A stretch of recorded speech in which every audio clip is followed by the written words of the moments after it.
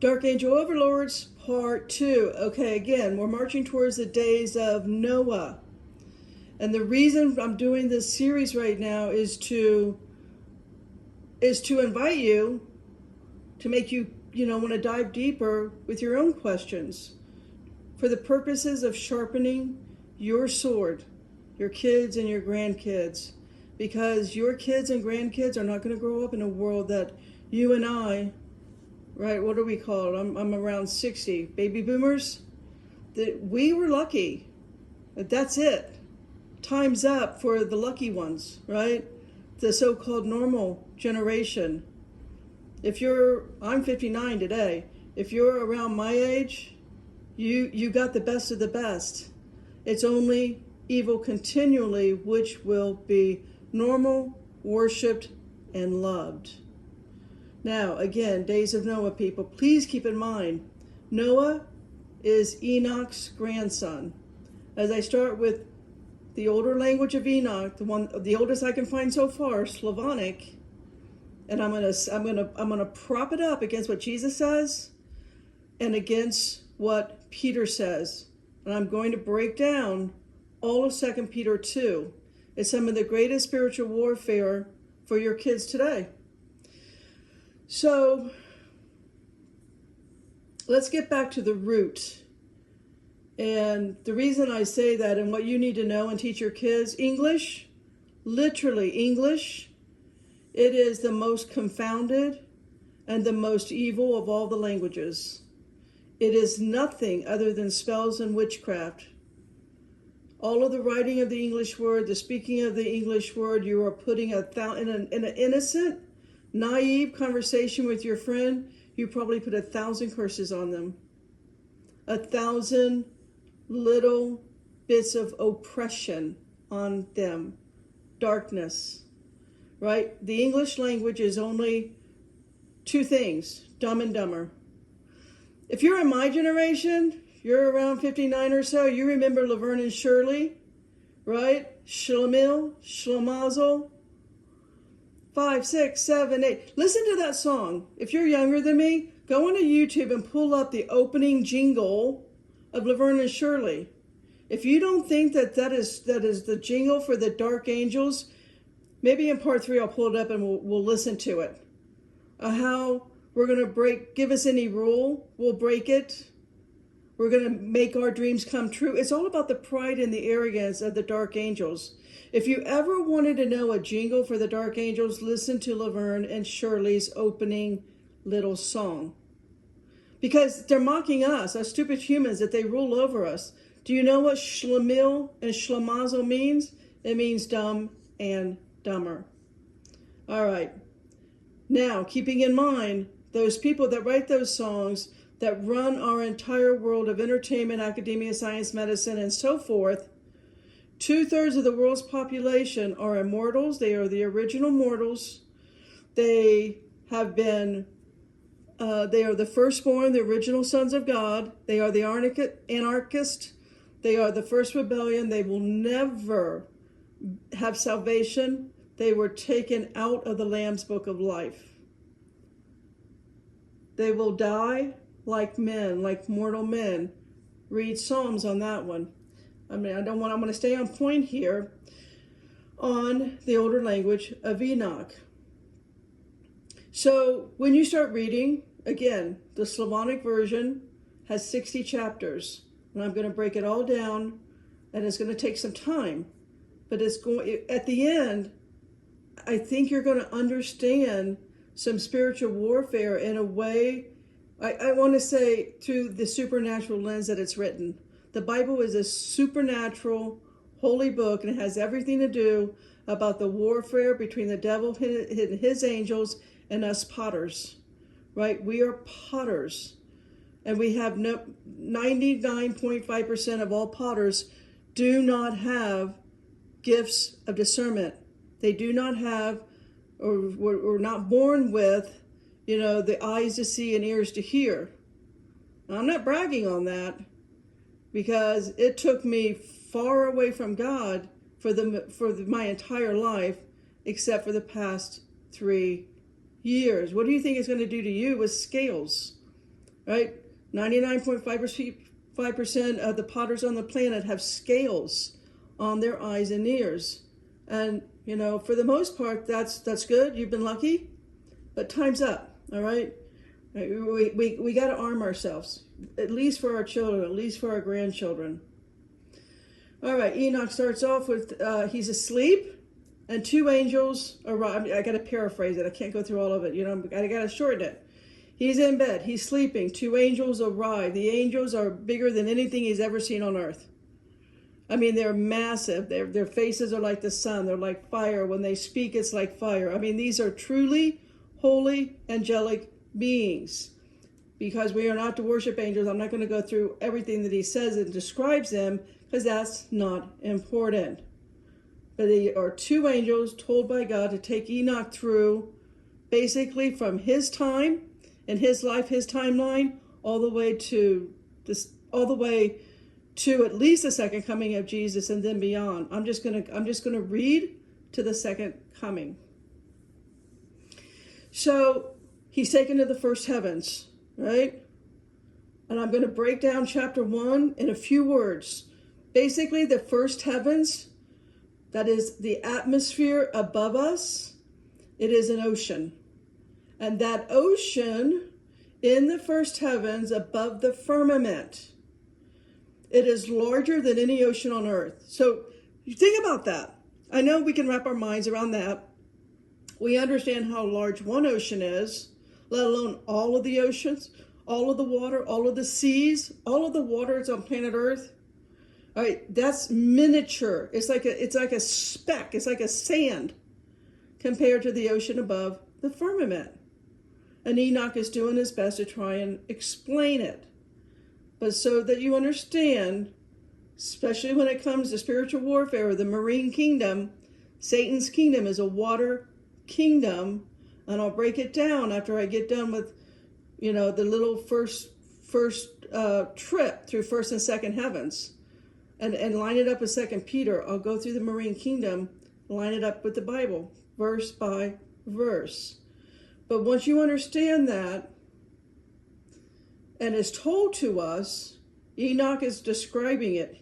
He's lucky. He's on a journey. He's really there. But it's told to us in Genesis 1, 6-7. For sake of time, I'll read verse 7. And God made the firmament and divided the waters which were under the firmament from the waters which were above the firmament. And it was so. So heaven, the first heaven, is water, as in space. Again, we live in a constructed lie that keeps our minds and heart in perpetuity,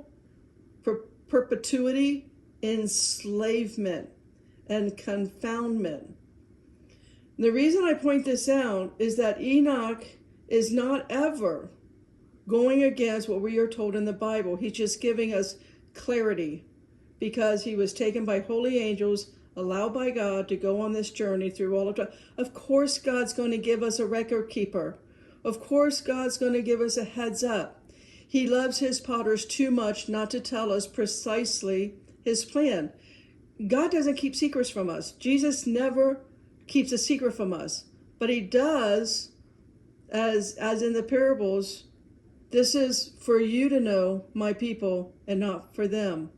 There's a kingdom in which the heavens above the third heavens will never enter again. They were there at one time. They will never get back. Now I'm going to greatly summarize again these verses. So here he is. He's with the first two angels. And after the first heaven, he goes to an area. It doesn't say a different heaven. It says an area where the elders and the angels that rule the star orders. So the movement of the stars in the sky, it says that they fly with their wings around each star, which for me here, and it's just me, but in my Holy Spirit says to me as I'm reading this, we all know we have at least two angels because we read that in Psalms 91:11. He will give his angels, plural, charge over you, We know we have at least two. We can assume two with that S. But also, does that mean we have a star? Now, that's just me. You decide what you want on that, but I just believe that's how important we are to God since before the creation of the earth, that he would put a star in the sky with the name that he gave us. And one day we'll be given a white stone that has the name that God gave us. For now, our star is fixed forever in the heavens. Okay, so Enoch, he next then goes to an area where there are treasure houses of snow and dew. Now, when I read that, immediately just the Holy Spirit reminded me about, and I've done this study so many times because I love it. There are 35 verses with the word dew, D-E-W, kind of like the angels mocking God with their DEW, directed energy weapons. They're always mocking God, right? Because from the second heavens, they send down their directed energy weapons. That's because of the dew of God. You'll understand that mocking and this war if you go read all 35 verses of dew of God. And again, it's a great study. I've done it many times, but I'm going to always go with my favorite books on this one. As far as picking out one verse for the dew of God is Job 29:19. My root was spread out by the waters, and the dew lay all night upon my branch. You and I, potters, are God's branch. Now, Enoch leaves the treasure houses of the snow and the dew and the waters, and he goes into the second heavens. Now, I've just fast forwarded to chapter 7 here. Here in the second heavens is described as darkness, darker than anything can penetrate on earth. Enoch says that he sees prisoners hanging, watching and waiting. This is the watchers of Genesis 6. Watching and waiting for the great judgment, and those imprisoned angels are black in appearance, blacker than anything on earth, and they never stop crying day and night. Now you can line that up verbatim with Enoch 1, Ethiopian, but I'm just going to, again, I'm going to line it up with King James Bible, and it is exactly what Jude tells us in Jude 1:6. And angels which kept not their first estate, but left their own habitation, that means their embodiment, their glorified bodies, they left that and they became mortal. Left their own habitation, he hath reserved an everlasting change under darkness unto the judgment of the great day. So now it goes on that Enoch asked the angels why. And the angels tell him that these are the watchers.